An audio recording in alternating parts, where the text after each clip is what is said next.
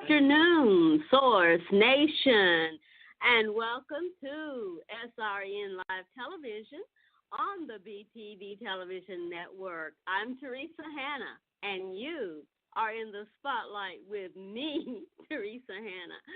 And I want to thank our very important sponsors who have made this show possible.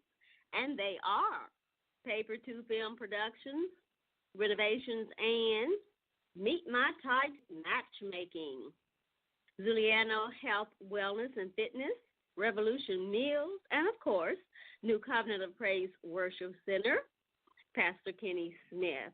Source Nation, if you would like to advertise on our brand new, that's right, spanking brand new television network, please contact Kathy B. at KathyLynn1971@gmail.com or TracyJeffcoat@gmail.com. I'm going to repeat that, okay, because I know you're out there and you're getting those pens ready and you're listening to me. You would contact for advertising on our brand new television network, KathyLynn1971@gmail.com or TracyJeffcoat@gmail.com. I am so excited today, Source Nation. You know what? I'm really excited because you're here with me, and we're in the spotlight, and you get a chance to help me turn the spotlight on right now. Let's turn it on. All right, the spotlight is on, and it's really bright. My spotlight guest is international acclaimed artist Kim Tibbs. Now, Kim has worked and or collaborated with artists and producers who work with legends in the entertainment industry, such as, and y'all get this, she's worked with or collaborated with the Rolling Stones, Beyonce, Madonna, Wayne Newton, Lady Gaga, Rod Stewart, Aretha Franklin, Little Richard, Liza Minnelli. I'm so tired. And there's a whole list to go, and many, many more. She has over 30 years of musical experience as an accomplished arranger, B3 organist, keyboardist, lyricist, pianist, producer, and songwriter. And I want to bring on my guest right now, the beautiful, the gorgeous, the talented Kim Tibbs. Kim? Hello. Hello, how are you? I am doing just so wonderful on this great Saturday. How are you and all the great listeners at Source Radio right now? We're excited because you're here. We feel great today, don't we, Source Nation? They just said yes. Cool. I am so excited about your career and what you're doing. It's multifaceted. It's and I really kind of wanted to start out with you telling us a little bit about your early background, because that to me is so fascinating to have a father in your life who just planted marvelous seeds for your future. So tell us about your upbringing and the influence of your father, Mr. Robert L. Tibbs. Growing up, like most preacher's kids, as I'll call them, we spent plenty of time in church, but my dad and my mom are both unique, as I come from two families that connectively everyone has great vocal ability. Everybody could sing, and a lot of my cousins were musicians. And so for me growing up, it's like my dad was my first real stepping stone toward training me as a musician, as a young musician. I can remember just as a young child playing for his church choir when he was pastor of Blanche Chapel Missionary Baptist Church in a place called Delrose, Tennessee. And so that's where I got my first stomping grounds as far as being able to play and feel confident in playing. And so my dad was very instrumental in allowing me to find my identity as a musician. And for the things that he couldn't teach me how to do, he would send me to the teachers or the persons that would be able to help me to get those done. I had a very, very solid background where we went to church, we went to the Bible studies, we went to the Sunday schools. So I think that early upbringing from him and my mom helped me to pretty much have a discipline where I knew during the week there's certain things that I had to get done because we were going to go to church. But outside of church, Dad still let me and my other siblings have our own lives and have our own personalities. And so for me, music was just something that I stuck with. My sister and my brother and I, we all sung together. And we all learned how to play. It's just out of the three, I was the one that kind of stuck with it from a hobby, then to a career. And so, but I have to thank my dad because he was instrumental with allowing me to have that moment to learn and to give me the wings, I guess, to, fly as far as I could fly at the time.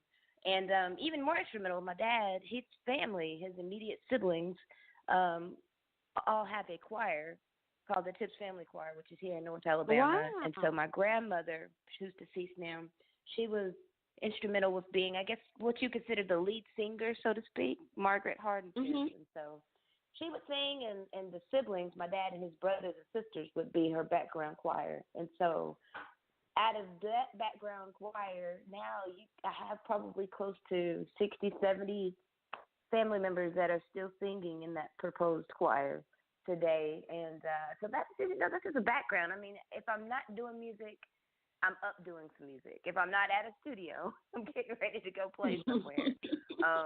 And it's a never-ending story. My 12-year-old, he's a phenomenal singer, but he's also playing trombone, and he's also gravitating to the drums and the organ. So it's like the apple doesn't fall too far from the tree in my family. We all just kind of have our own musical moment, so to speak. All right. Praise the Lord. Just a wise and loving father and mom and a fantastic family that you have right now. And that brings me to a song that you've done. It seems like it honors those who encouraged and supported you, people like your mom and your dad and your family and others, even when others doubted you. I believe it's called A Building That'll Last. Can you tell us about that song? Yes, The Building That'll Last is a song that I think is kind of like my personal journey. Everyone that's anywhere in music has had that infamous no. And if you're really, really, really, really struggling musician, then this is that song, that one song that tells everyone, even though I've gone through so many things, thank you for the ones that support me. Thank you for the ones that believe in me. And then also thank you to the ones that did not believe, because those no's, probably for those that continue to go on the journey, those no's actually allow you to move further on into where you're supposed to go. So a lot of times in my life, I can think of all those no's that I got, which actually helped me to get to a better opportunity. And so Building That'll Last is just like my moment to kind of say thank you for all of that. All right. With that being said, very well, let's take a listen to this great song by Kim Tibbs, A Building That'll Last.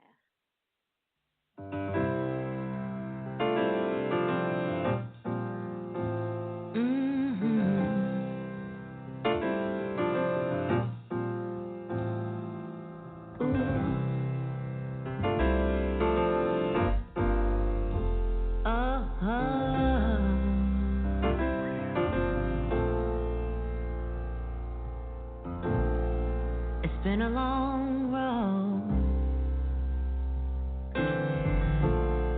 been told no after no. Your music's not good enough. Oh, we don't do that kind.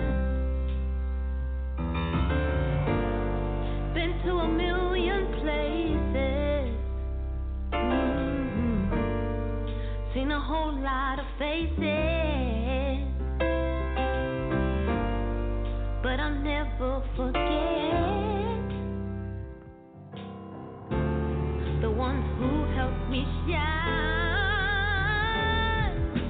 Travel down the road to a place we all know, never looking back to the place we left last. Bring along the ones who helped us to stand. There's a building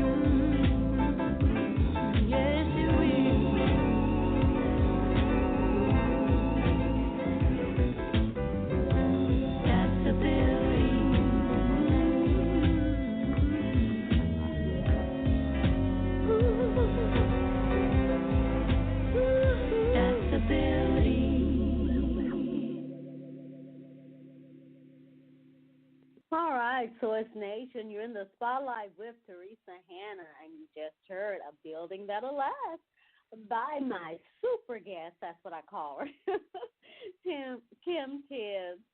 Kim, that is exactly beautiful, very beautiful. We thank you for so that much. song. Yeah, thank you. It was written with heart, so thank you. Amen, amen. Now, the guidance that you received from your father also brought out a talent that you possess with the keyboard, and especially when you get on that Hammond organ. So today, you are recognized worldwide as an official Hammond organ artist. Now, I know that every keyboardist and organist in the world would like to have this honor. How do you feel about this honor? You know, it's humbling. I've never let titles or attachment or association go to my head. Honestly, at the end of the night, if I didn't have accolades or titles or degrees or anything, I would just be happy with being able to know I actually can play an organ. I mean, that's as simple as it gets. It's humbling to know I can pull up Hammond Organ USA site and see myself and see some of the accomplishments. But at the end of the day, again, it's just like I kind of feel like that God just really just appreciates how I seek his heart. So I think that that's the reason why he opened so many opportunities for me to be able to be where I need to be to catch the attention of the next door or the next person that I'm supposed to work with. Again, I'm humbled. There's not many females in the world that are known as artists, let alone as Hammond artists. And, that's right. And, you know, in today's society, women in general, we don't really get the same opportunities as men. When we get them, we have to be that much more, I guess, more in tune with ourselves, more confident. We have to have more skill. And sometimes we have to be put in positions where we don't often get the opportunity of those guys, but have to do certain things that demean ourselves or demoralize our attempt at living life. So it's a blessing to me when I can just say, nope, I was asked to be because I was heard playing for such and such. No, I didn't have to, you know, traditionally, you know, people associate music, well, that's the drug, sex, and alcohol. No, I didn't have to do those things to get where I am, and I appreciate that moment. Yeah.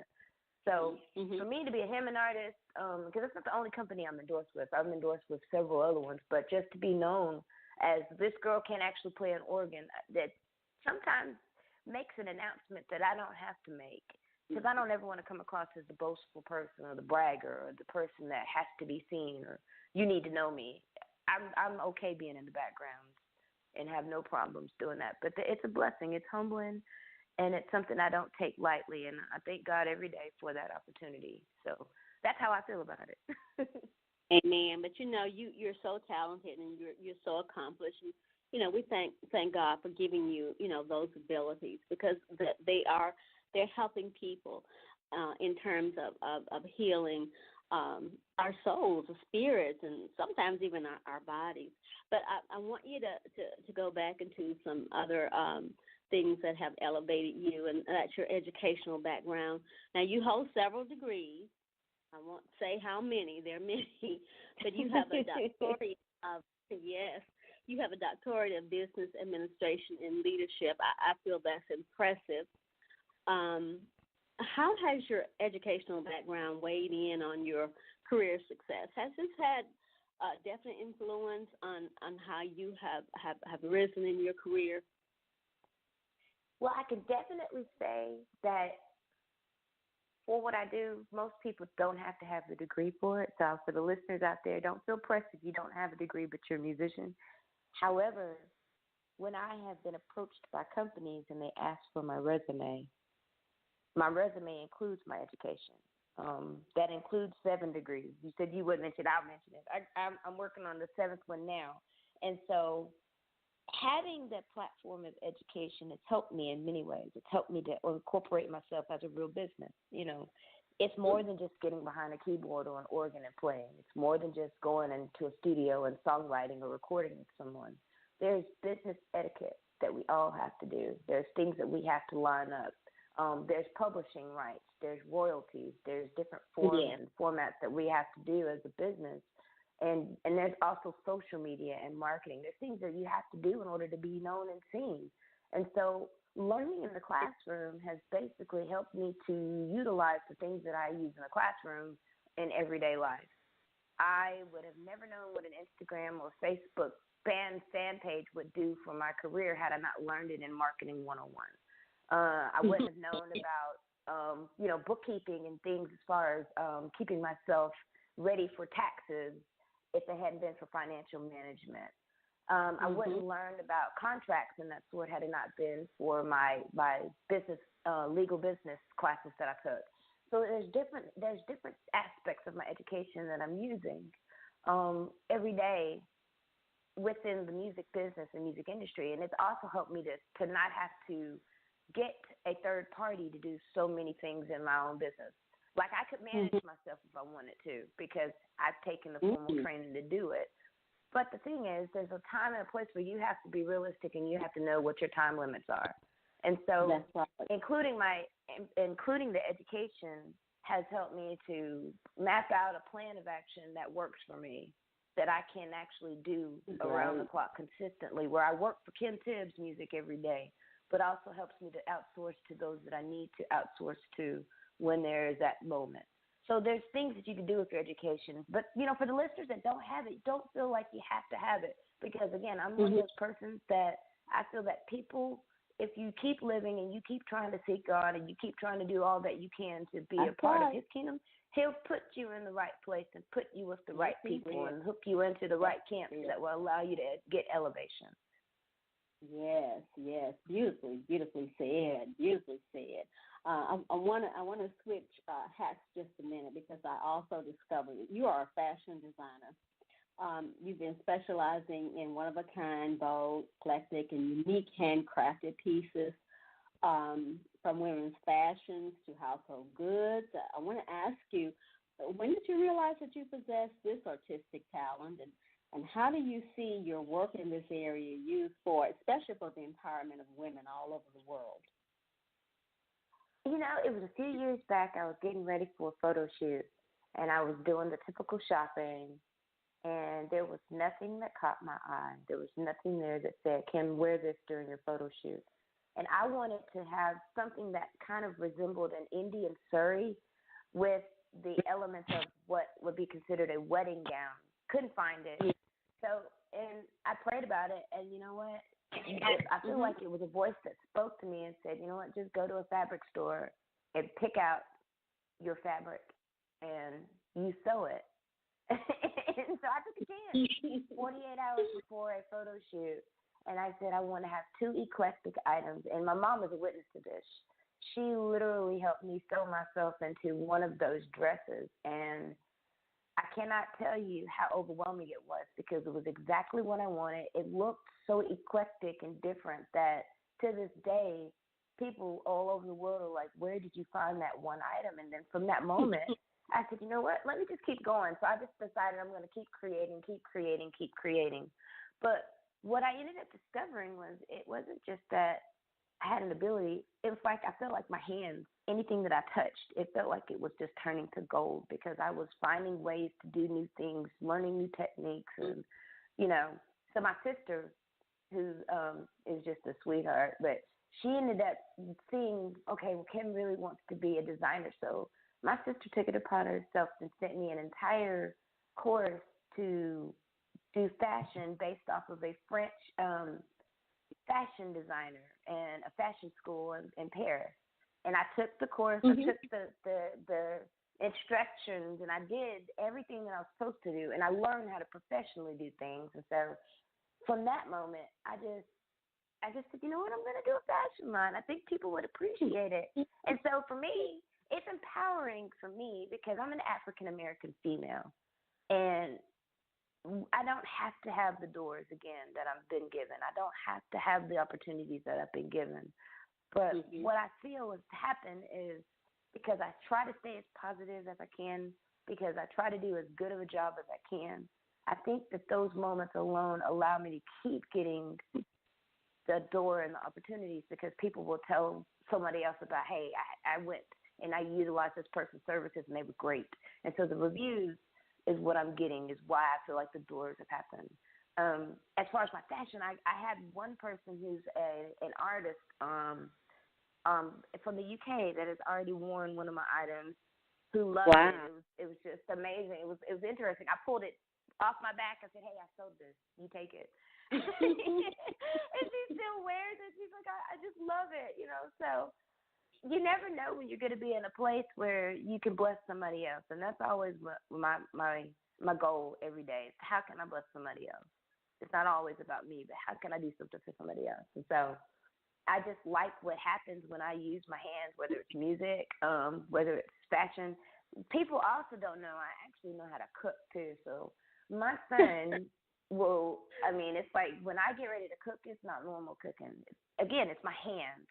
So it's just, I think I'm just an all-around person, but the connoisseur of hands, the hand ministry, I'll call it. The hand ministry. That's it, the hand ministry. Praise the Lord. In terms of your fashions, if someone wanted to see them and be able to order from you, can they do that? Yeah, they can do that. The only thing is, with how much is going on with my music, I feel like I'm spreading myself so thin. But if you go to my KimTibbsMusic.com, you can see some of the pieces that I'm wearing. Those are actual items that I have hand sewn.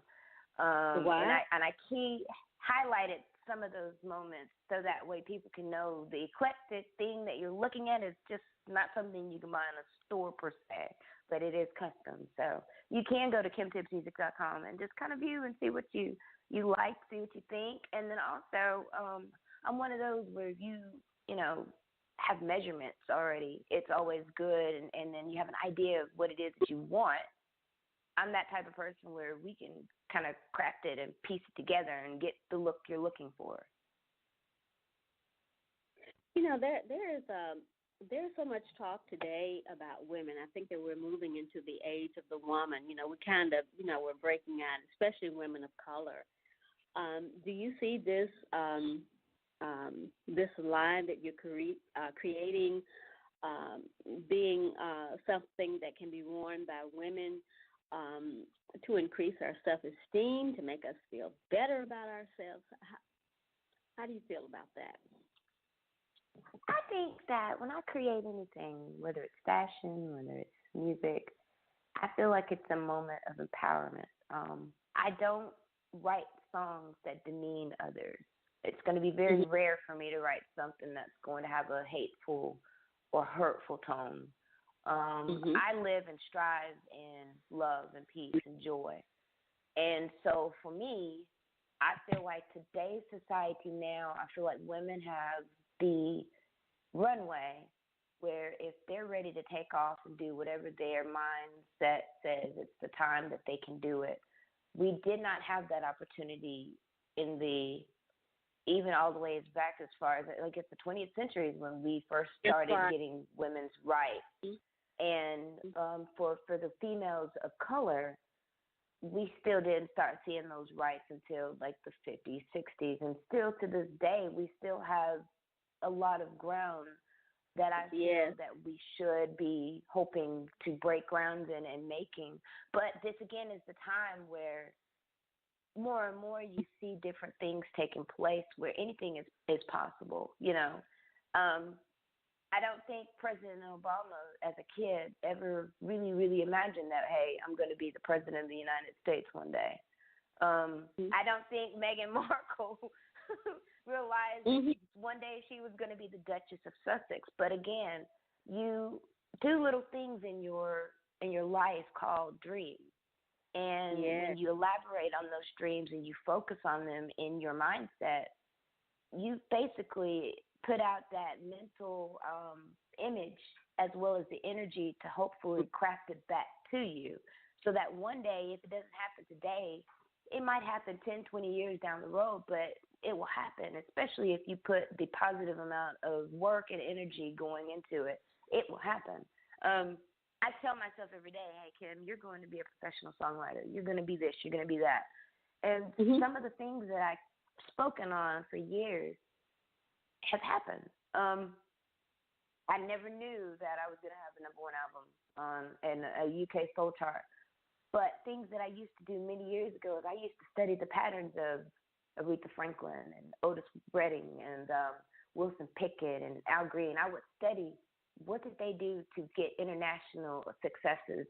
And little by little, when I was looking at these artists and their backgrounds, I saw that they released music that took off in the UK.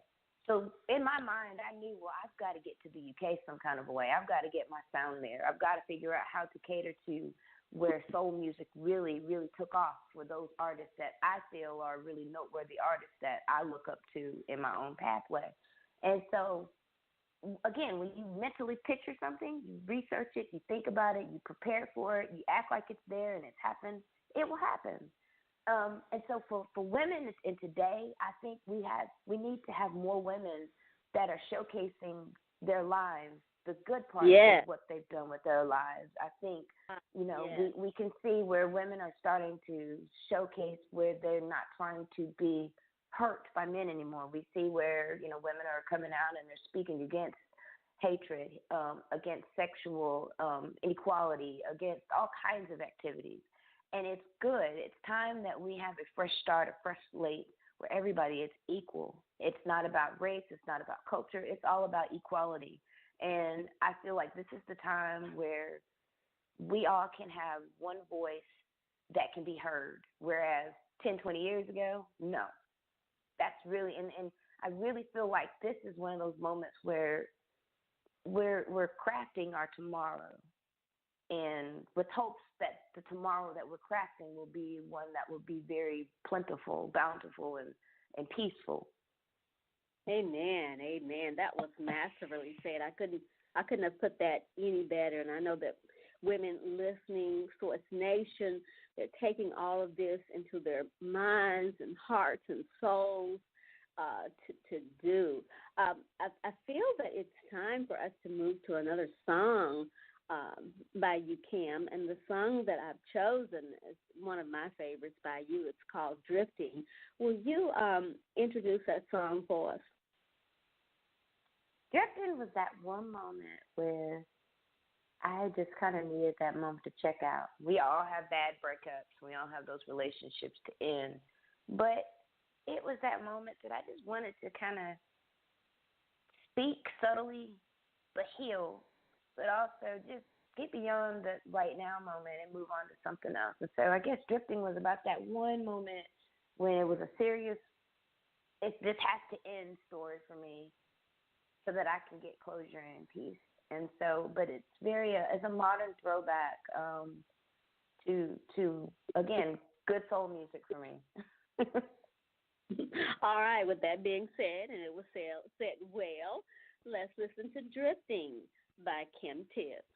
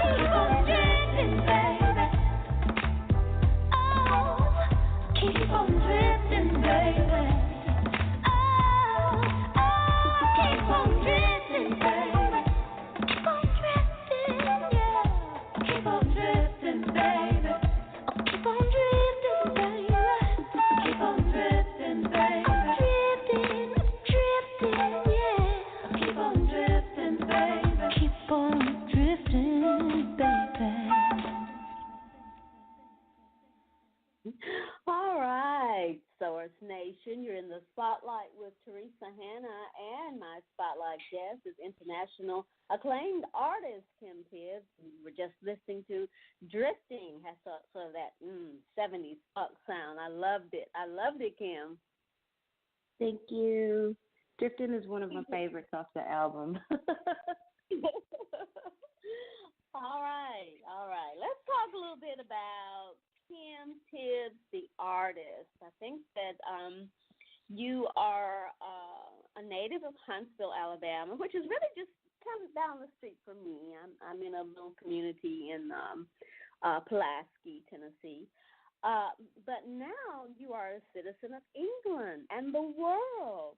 How did the gospel music you were introduced to in your early years mix with your love for soul and especially the blues of Muscle Shores in order to create your unique sound, Kim, and the messages of your song?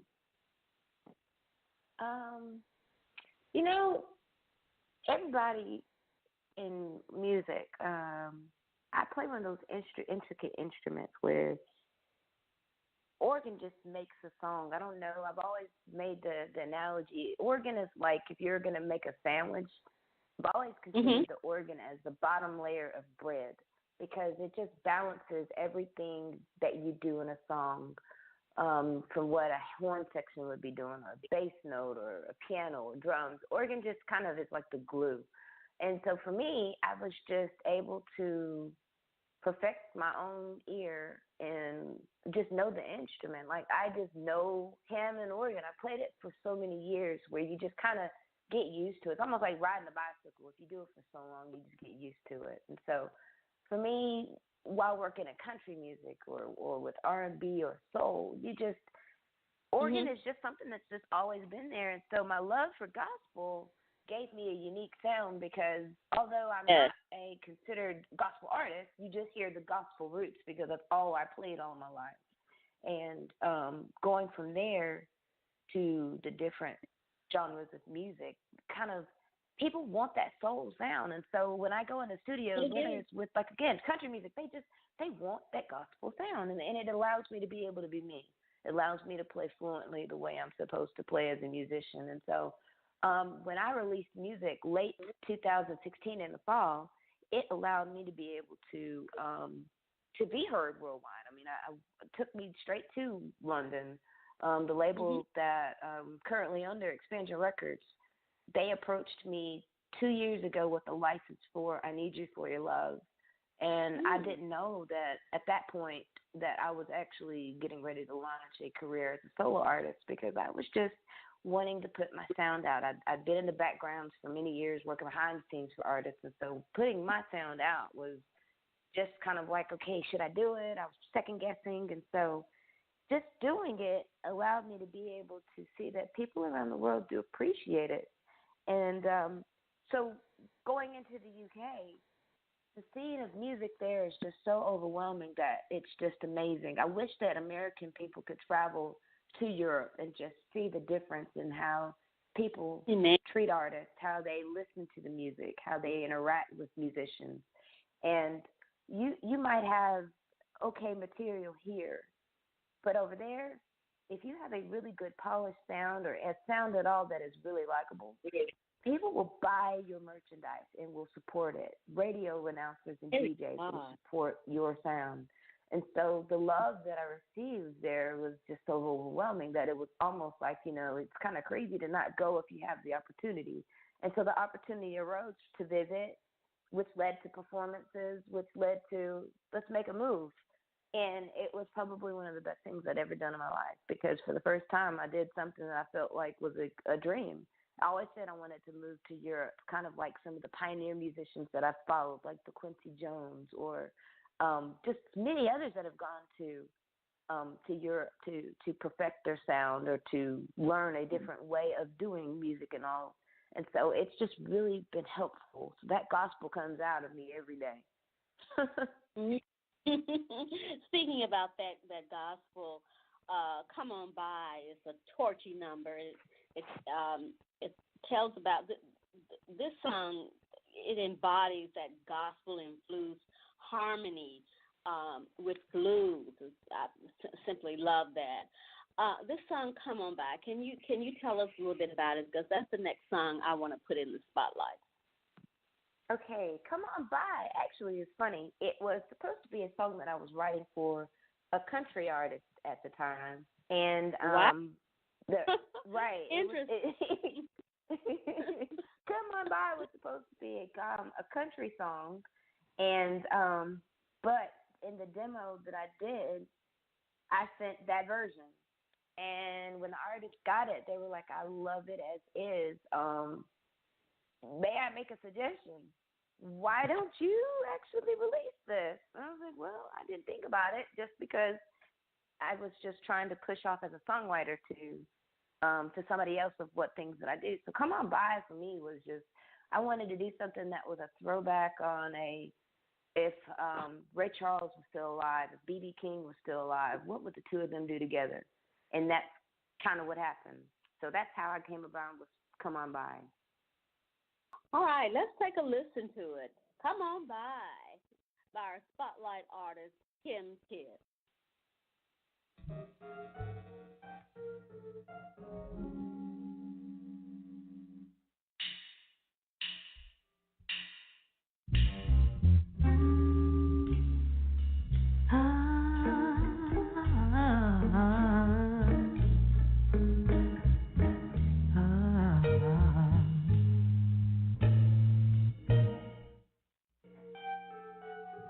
When I am lonely,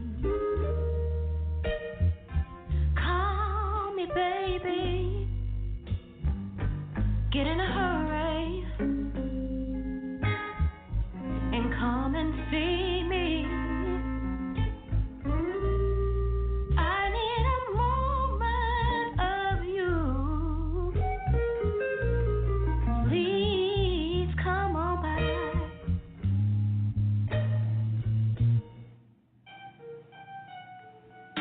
When I am standing, watching cars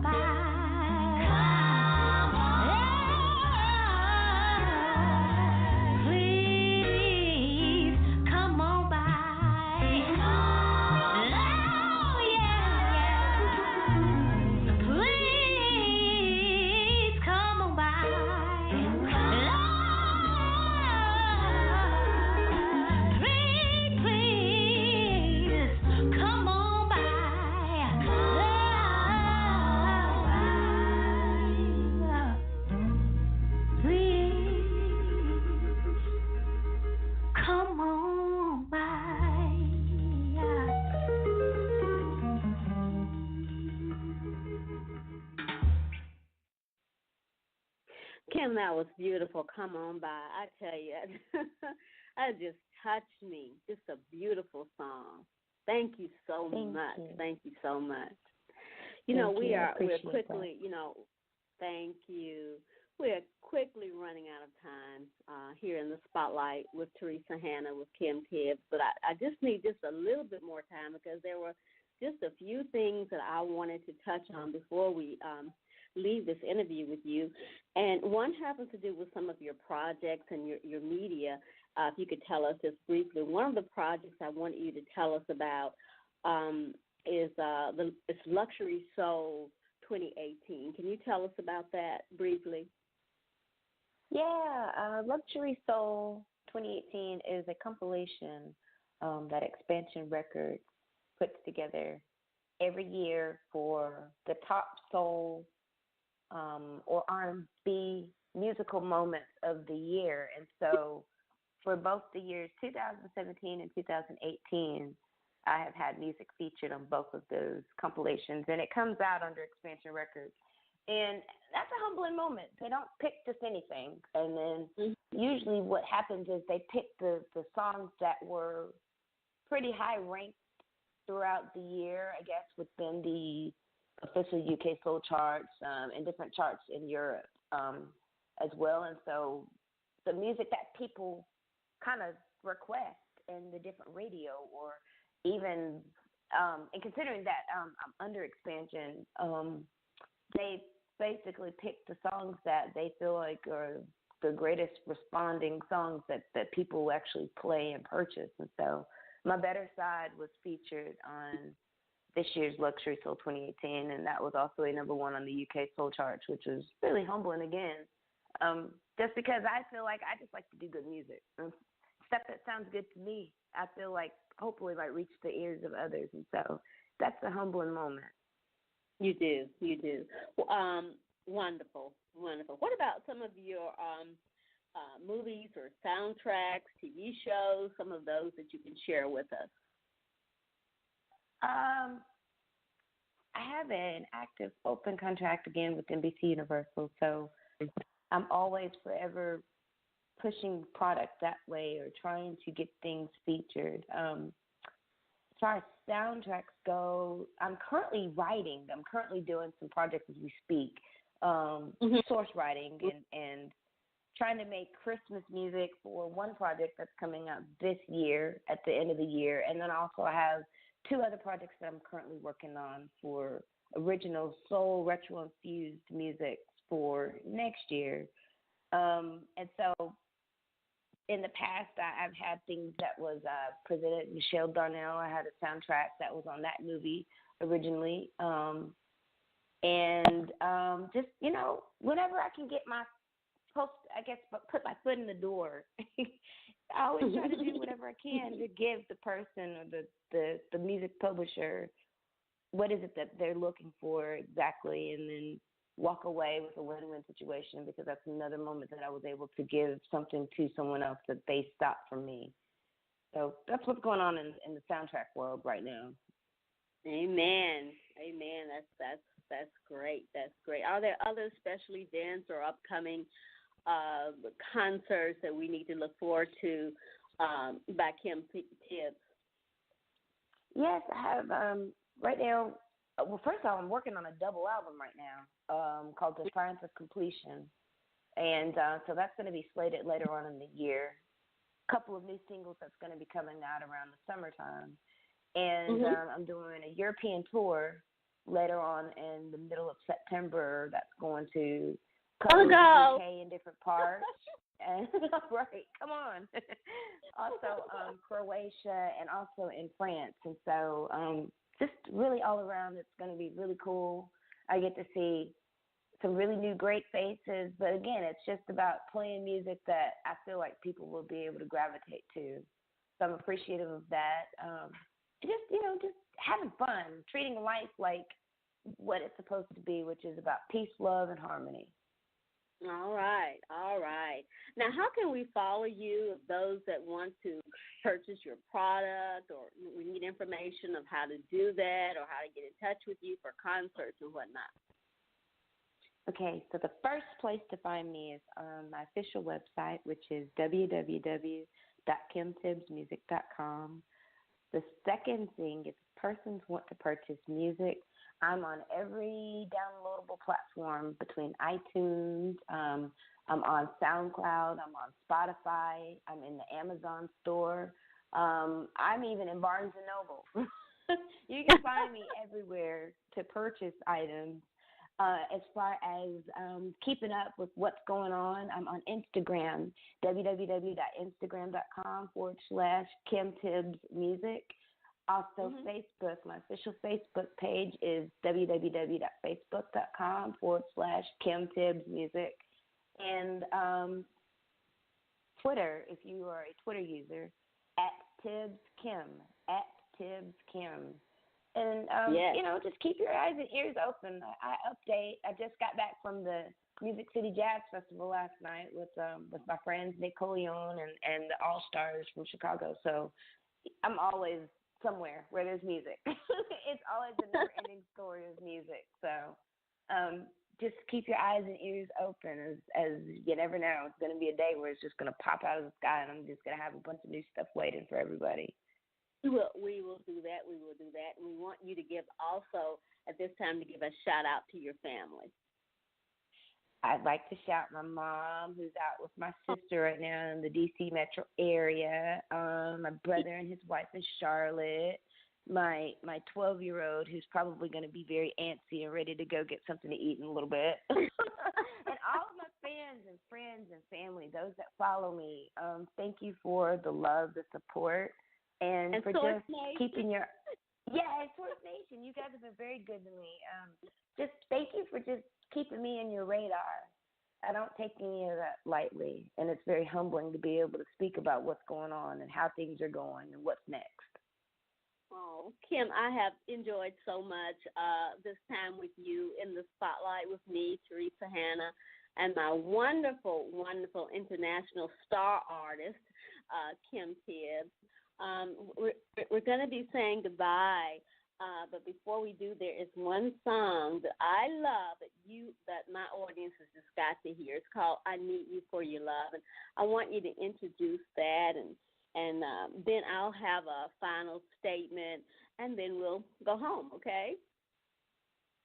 "I Need You for Your Love" was what I wanted to give respects and pay respects to Quincy Jones and Stevie Wonder. Those are two artists that I just love because I love the ability and the musical, just the creativity that comes between those hands. And so I wanted something that was mid-tempo, upbeat, that gives people a moment to dance, and that was very soul-infused. And I just wanted to give a good mark on what the introduction of my sound would be. So "I Need You for Your Love" is all of that and above. All right. Thank you so much, Kim. We love you. We appreciate you. We're getting ready to play that. But before we do, I need to remind our Source Nation to find out more about who we are. Visit our website at www.yourbtv.info, and you can follow us on social network and Facebook and Twitter. And, of course, for those who want to advertise on our new television network, you must contact Kathy B. at KathyLynn1971@gmail.com or Tracy Jeffcoat at gmail.com.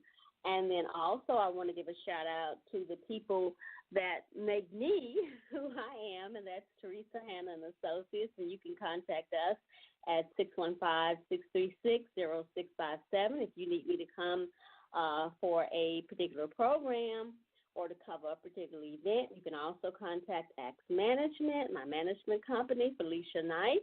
Call 404-432-7648. And with that being said, I love you, Source Nation. I love you, Kim Tibbs. May God bless you real good. Any final remarks? Thank you. Thank you. Final remarks, Kim. I just really want to take the time to say thank you, everybody, for just supporting my sound and for being there to really go with me in the journey. It's been a journey. All right, and with that being said, We're going to close right now with this great song by my guest artist, Kim Tibbs, who has been in the spotlight with me, Teresa Hannah. I need you for your love, and that's true. Source Nation, we need you for your love. God bless. Bye-bye.